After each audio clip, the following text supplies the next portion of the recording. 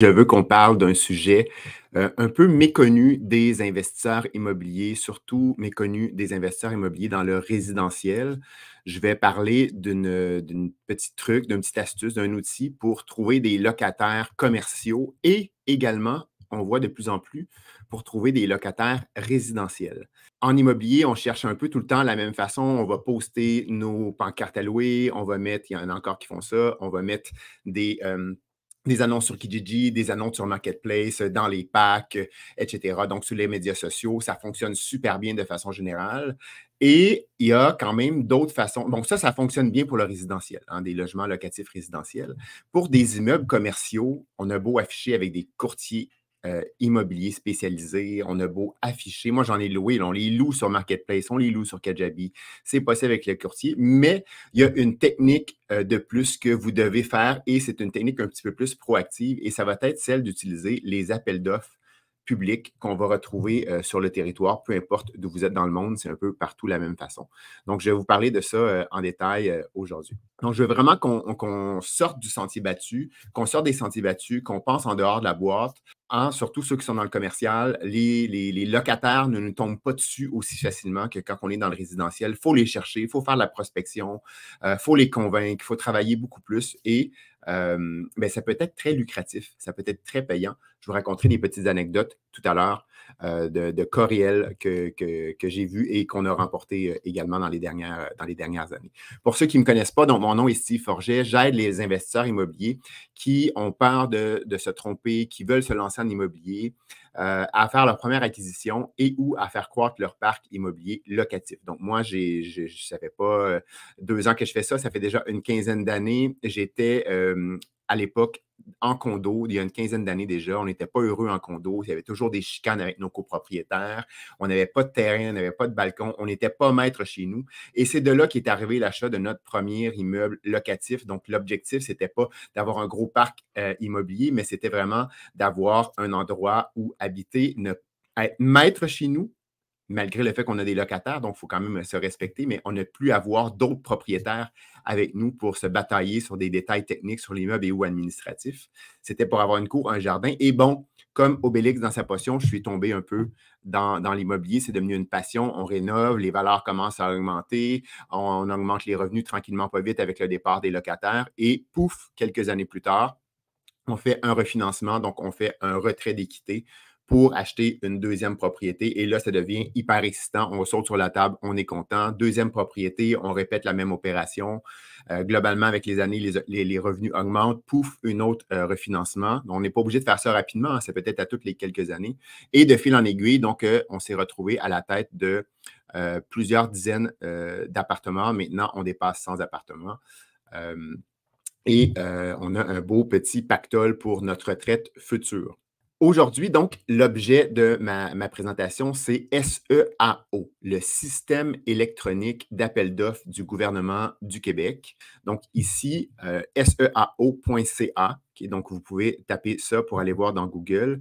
Je vais y aller tantôt, je vais faire une démonstration. Je vais vous indiquer les 2 endroits où vous devez porter votre attention pour découvrir des opportunités de location de local commercial et ou de logements résidentiels. Donc, quand on arrive sur SEAO, vous allez voir tantôt, il y a des avis du jour. On va aller dans différentes catégories. On va y en avoir 2 en particulier. Et l'objectif, c'est de voir les opportunités qui ont été mises en place par le gouvernement du Québec, par les différentes villes et municipalités du Québec, par Hydro-Québec, par les commissions scolaires, donc toutes les organisations publiques, parapubliques du Québec peuvent déposer leurs appels d'offres. Eux, ils sont soumis à une législation. Donc, quand un contrat dépasse un certain seuil au niveau du budget estimé, ils doivent publier sur SEAO et également dans les journaux locaux. Donc, ces appels d'offres-là vont être publiés sur les 2 plateformes. Donc, dans un journal local, là, on n'a presque plus maintenant, mais on peut aller encore les chercher. Moi, à la pharmacie, on peut feuilleter les petites annonces, on peut les retrouver en ligne également dans nos journaux locaux. Donc, on fait l'achat d'un document d'appel d'offres, un DAO qu'on va appeler, ou peu importe le nom que ce document-là va porter. Et on va l'analyser sommairement pour voir si c'est intéressant pour nous. Si c'est intéressant, donc on va faire la transaction. Ça va nous coûter quelques dizaines de dollars pour acheter ce document-là. Et là, on va l'analyser pour voir si ça nous convient ou pas, et si on veut déposer une soumission ou une proposition ou une offre pour essayer de le remporter. Donc, je vais vous emmener tout de suite sur SEAO. Donc là, vous voyez maintenant seao.ca. Quand j'arrive, donc là, je n'ai pas encore logué dans mon système. Là, je suis sur la page que vous auriez accès de votre côté. On voit les avis du jour et on voit toutes les catégories d'approvisionnement. Donc, des approvisionnements en biens, donc des aliments, des ameublements, des équipements, des produits ménagers, des meubles, etc. Moi, ce n'est pas ce qui m'intéresse. Donc, nous, on est dans la catégorie des services. Donc, dans les services, vous allez voir ici, là, ça dit location à bail ou location d'installation immobilière. Là, pour le moment, ça dit qu'il y en a 7, mais ça, c'est les annonces d'aujourd'hui. Donc, il y en a 7 nouvelles qui ont été publiées aujourd'hui. Moi, généralement, je ne viens même pas voir ici, à moins qu'on vienne à tous les jours, là. Donc, moi, je me rends directement en haut à gauche où c'est écrit toutes les catégories. Donc, on voit les mêmes catégories, mais au lieu de voir uniquement celle du jour, on va avoir la colonne totale. Donc, si je m'en viens dans le bas, là, il y en a 16 en tout dans le profil immobilier, ici, là, dans la catégorie immobilière. La majorité, ça va être pour des locaux commerciaux, mais vous allez voir où je vais vous emmener dans quelques minutes, on va pouvoir trouver parfois des petites pépites d'or au niveau résidentiel. Donc, par exemple, là, ici, on voit que le CI3S du Bas-Saint-Laurent a publié, donc ils veulent relocaliser des centres de multiservices, donc c'est des centres de vaccination, par exemple, etc. Donc, quand on voit ça, donc on voit le petit détail. Donc, moi, déjà, moi, je suis dans la région de la Naudière, donc ça ne m'intéresse pas. Mais admettons que je serais au Bas-Saint-Laurent, je pourrais tout simplement dire, je vais cliquer sur l'entête et je vais avoir une petite description de qu'est-ce que c'est que ça. Donc, généralement, là, ici, il va y avoir une description avant d'acheter, vous êtes capable de voir la description. Donc, le centre de service du Bas-Saint-Laurent cherche à louer un local de tant de mètres carrés pour des cliniques et administrations, patati, patata. Donc, ils vont vous dire le périmètre recherché, l'endroit. Peuvent vous donner des caractéristiques techniques également, les personnes à contacter pour vous procurer le document si vous voulez vous le procurer en personne. Et on est capable de les visualiser. Moi, je ne peux pas vous le montrer aujourd'hui. Ça ne fonctionne pas sur mon ordinateur. Donc, moi, je les achète automatiquement, là, mais on a une petite procédure pour être capable de les acheter. Je pourrais les ajouter au panier et acheter ce document-là. Je vais vous en montrer deux tout de suite après. Donc, dans mon cas à moi, dans les offres globales, donc dans toutes mes catégories, dans mes 16, j'en avais pas, moi, qui m'intéressait. Si je reviens. Donc, j'ai le service, j'ai le CI3S Saint-Lac-Saint-Jean. Donc, ça semble être tous des centres de multiservices. Donc, j'imagine qu'ils relancent des centres de vaccination. Espace locatif, des fois, c'est pour des entrepôts. Là, regardez ici, il y en a deux. Là. Donc, il y a deux onglets. Donc, on peut venir voir. Donc, vraiment, CI3S. Le collège John Abbott qui veut louer des bâtiments modulaires. Donc, CI3S, CI3S, CI3S. Donc, clairement, on est dans les CI3S. Donc, venez de temps en temps. Il y en a de la SAQ, la Société des alcools du Québec, etc. Moi, j'ai déjà acheté un document. Ils voulaient relocaliser une de leurs succursales. Donc, on pourrait trouver des offres intéressantes. Donc, surtout si vous avez des locaux commerciaux. Maintenant, je vais vous emmener dans une autre catégorie. Donc, quand je viens dans toutes les catégories, je ne vais pas aller à la même place. Je vais me rendre complètement dans le bas où ça dit « Autre ». Donc, un fourre-tout un peu, là, autre catégorie. Il y en a 40. Okay, donc, 40 offres. Donc, je vais me déplacer. Je ne vais pas toutes les montrer. Donc, il y a toutes sortes de trucs ici un peu fourre-tout. Exactement. Regardez ça ici. Centre intégré, services et santé sociaux et de services sociaux de la Naudière. Location d'un logement. Ça a sorti donc il y a quelques jours. Donc, il nous reste 20 jours pour répondre à ça. Généralement, les délais sont toujours très courts. Est-ce qu'il y a une petite description ici? On ne voit pas de petite description. Okay, donc, moi, ce que j'ai fait, c'est que j'ai acheté ce document-là. Donc, si je vous emmène voir le document, donc j'achète le document. L'objectif n'est pas de le voir en détail là, avec vous aujourd'hui, mais on a un document de plusieurs pages avec plusieurs normes. Donc, en quoi ça consiste l'appel d'offres, comment on peut communiquer avec le CI3S de la Naudière, sous quelle forme on peut communiquer, est-ce qu'il y a une conférence des soumissionnaires, c'est quoi, vous allez voir, je vais vous montrer le périmètre recherché. Donc, eux, c'est autour de la ville de Joliette, donc ils veulent relocaliser du personnel médical, je ne me rappelle plus si c'est pourquoi, là. C'est soit des gens qui arrivent de l'étranger, des stagiaires, etc. Donc, pour une durée de 5 ans. Donc, c'est pour relocaliser. Et là, il y a toutes sortes de petits critères. Donc, il y a des critères de localisation, nombre de places de stationnement, la grandeur minimum de l'appartement. Il y a même un petit tableau. C'est chacune des pièces. Ça serait quoi la grandeur idéale de chacune des pièces? La grandeur du balcon recherché. Moi, malheureusement, je ne vais pas participer à cet appel d'offres-là. Je l'ai redirigé à des gens que je connaissais parce que le logement doit être construit depuis 10 ans ou moins. Donc, moi, dans mon cas, je n'avais pas de logement de 4, j'avais pas de 4,5, donc de 2 chambres à coucher, de disponible. J'en avais un qui aurait été parfait, mais il a été construit il y a 50 ans, même si l'immeuble est en top shape, ça ne fonctionnait pas. Donc, on vient regarder un peu les critères qu'il y a là-dedans, c'est quoi les conditions, comment on peut participer. C'est plusieurs pages, donc de documents un peu techniques. Comme c'est pour un bail résidentiel, il n'y avait rien ici de très, très sorcier, mais on a déjà tous les formulaires à remplir, donc ce n'est pas tellement compliqué, surtout dans le résidentiel. Donc ici, la seule exigence qui était un peu plus intense, c'est que ça nous prend des croquis. Donc, il faut avoir un croquis à l'échelle. Donc, dans ce cas-ci, si on n'en a pas, ben, soit qu'on travaille avec un technicien en architecture, avec un designer, soit qu'il y en a qui vont même, ça va même être accepté à l'échelle sur du papier quadrillé, là, quand c'est vraiment bien fait puis que vous vous appliquez. Ça peut très bien fonctionner. Donc, ils veulent voir le croquis de l'immeuble de l'appartement. Dans mon cas, moi, j'avais par exemple les plans de construction de 1960, de 1948 de cet immeuble-là. Donc, je pourrais les faire scanner, je pourrais probablement les réajuster là, dans Photoshop, etc. Donc, ce n'est pas tellement compliqué. Et même le bail est déjà pré-rempli. Donc, eux nous montrent, parce que dans un document d'appel d'offres, il y a toujours le contrat proposé avec les clauses proposées. Bien, ici, c'est pour un logement résidentiel, donc ils n'ont pas le choix d'utiliser le bail du tribunal administratif du Québec. Ils l'ont déjà comme pré-rempli pour vous démontrer à quoi ça va ressembler, les clauses, qu'est-ce qui est exigé, etc. Donc, globalement, quand on remporte un appel d'offres, ben, on va tout simplement remplir les cases manquantes, puis on va marquer le prix. Parce que généralement, c'est le plus bas soumissionnaire qui va gagner parmi ceux qui vont avoir rencontré, qui vont s'être qualifiés et qui vont rencontrer les critères demandés dans le document d'appel d'offres. Dans ce cas-ci, ils demandaient et ils exigeaient, je crois, une visite. Donc, la personne qui va remporter de façon préliminaire l'appel d'offres, ben, elle va devoir emmener pour s'assurer que l'immeuble est conforme, etc. Et après ça, on signe le bail. Dans ce cas-ci, c'était un bail d'une durée de 5 ans, ce qui veut dire qu'il n'y avait pas d'augmentation à chaque année pendant 5 ans. Donc, le prix a été fixé dès le départ. Donc, le bail, durée fixe, 5 ans. Donc, il faut prévoir à l'avance vos augmentations et les inclure dans le prix que vous allez donner pour l'appel d'offres. Donc, comment est-ce que vous allez le recharger par année? Mais vous faites une moyenne, par exemple, des 5 prochaines années avec une estimation. Là, on peut se tromper ou pas. Moi, ça m'est déjà arrivé d'être à côté de la traque, si vous me permettez, quand je remportais l'appel d'offres que j'ai remporté. On a remporté ça avant la montée des taux d'intérêt, avant la montée de l'inflation.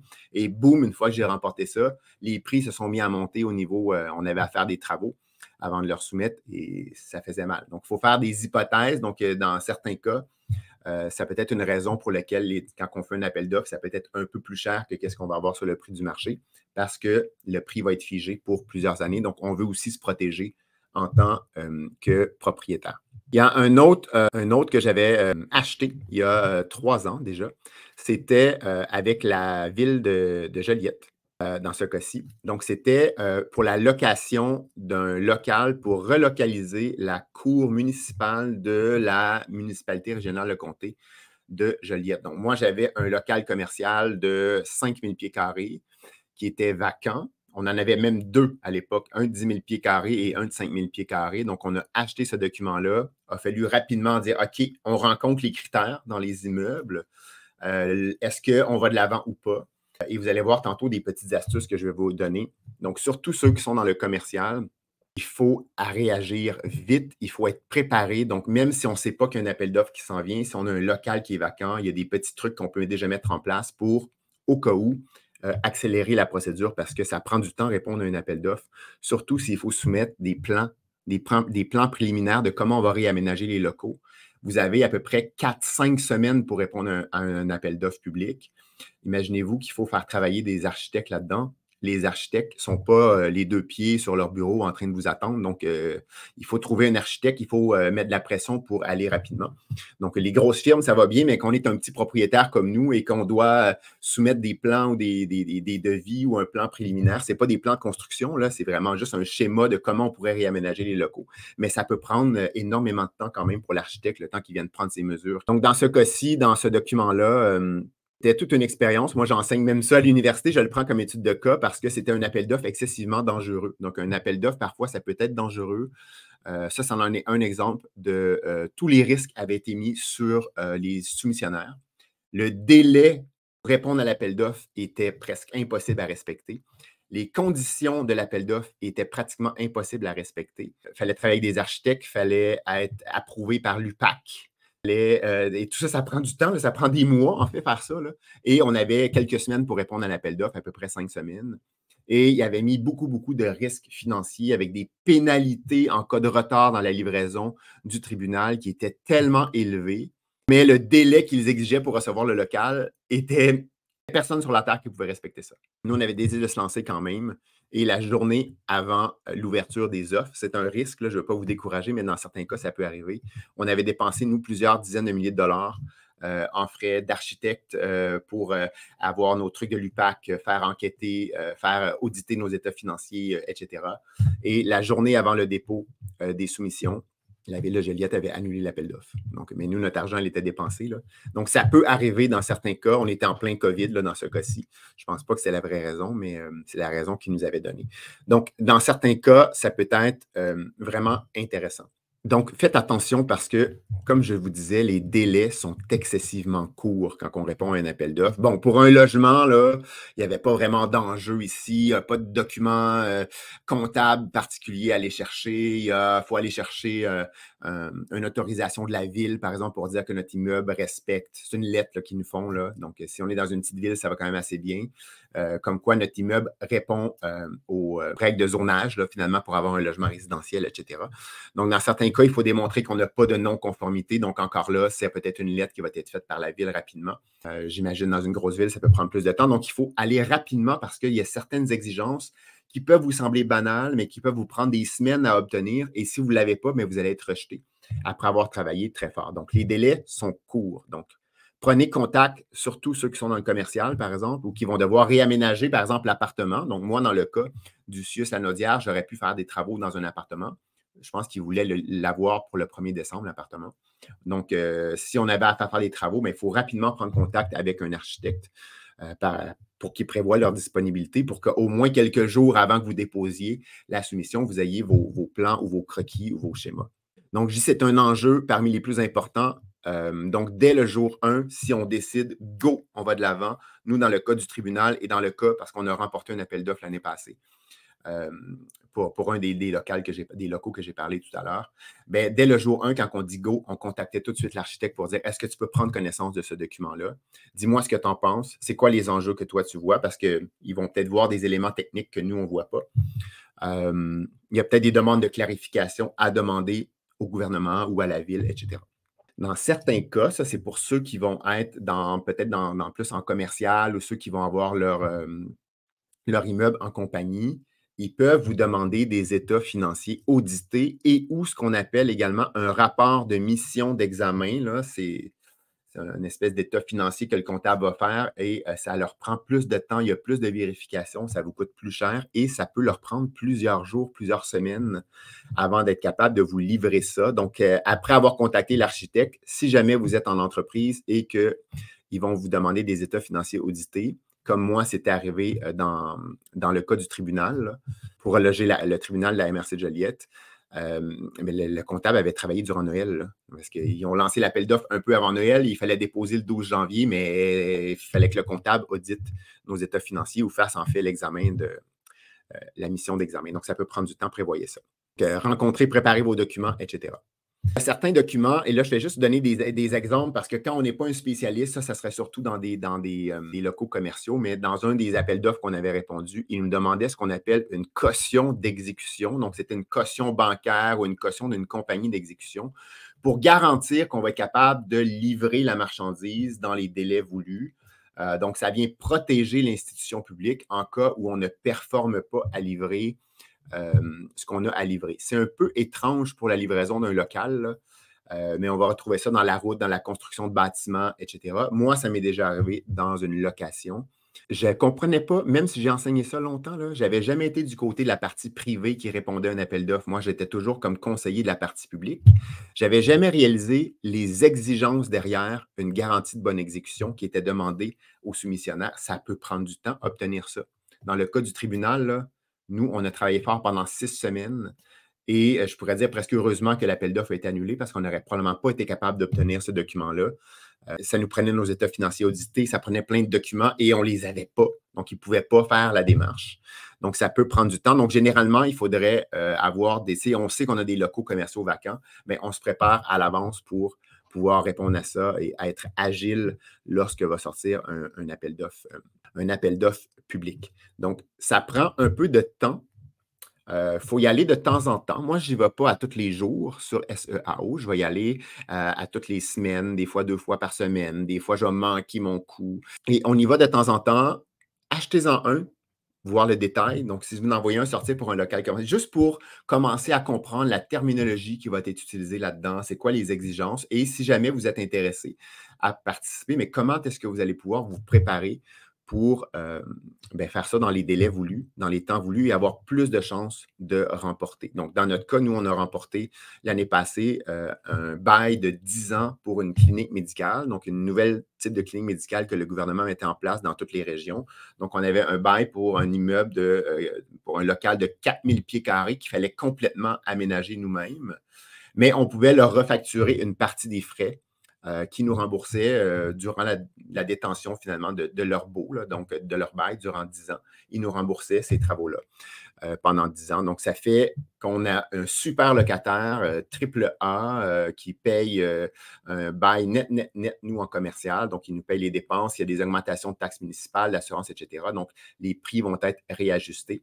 Il nous payait les travaux et il nous paye également un très bon prix pour notre local.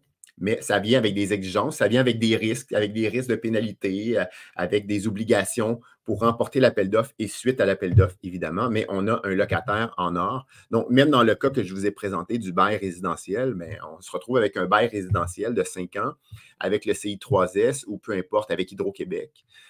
On sait qu'on va être payé. C'est sûr qu'administrativement, dans certains cas, ça peut être un peu plus lourd quand on a des avis. Donc, toute la communication, là, si jamais il y a des bris dans les locaux, des fois, ça peut passer par des centrales. C'est peut-être un peu plus centralisé, mais c'est des super de bons locataires et je pense qu'on va en voir de plus en plus dans les prochaines années. Nous, on commence à le voir. Les institutions publiques et privées, privées, ils ne font pas des appels d'offres, mais commencent à rechercher des locaux et des appartements pour leurs employés ou pour les nouveaux immigrants qui arrivent dans la région. On le voit, nous, également, dans le domaine de la santé. Donc, ils vont vouloir accueillir des gens et ils doivent fournir des logements. Donc, ils doivent, dans certains cas, passer par des appels d'offres publics. Donc, je vous incite à aller jeter un coup d'œil à SEAO. À tous les quelques jours, une fois par mois, peut-être pas une fois par mois, mais mettons une fois par semaine, vous mettez une petite alerte, vous y allez. On peut même mettre des alertes automatiquement dans SEAO pour recevoir des courriels pour nous aviser. Donc, un petit truc de plus dans votre coffre à outils d'investisseurs immobiliers, commercial et résidentiel. J'espère que vous allez avoir appris un ou deux petits trucs. Donc, n'hésitez pas à venir me poser des questions en commentaire. Ça me fait plaisir de vous répondre, que vous l'écoutiez en présentiel présentement ou en rediffusion après coup.